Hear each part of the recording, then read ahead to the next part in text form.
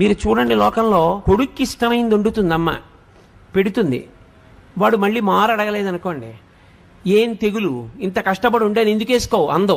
ఏనన్నా బాగులేదా, ఏమన్నా తేడాయా, ఇవాళ బాగా రాలేదా, ఏమన్నా తప్పు చేశానా, ఎంత బాధపడిపోతుందండి. రెండో మాట వాడు వేసుకు తినలేదని, నువ్వు తినలేదే, ఏం తినొచ్చావా ఏమన్నా అని ముందు అందో. ఎరా రెండో మాట వేసుకోలేదు, బాగులేదా ఇవాళ అంటుంది. అది అమ్మ అంటే. అందుకే అమ్మ సౌందర్యలహరి.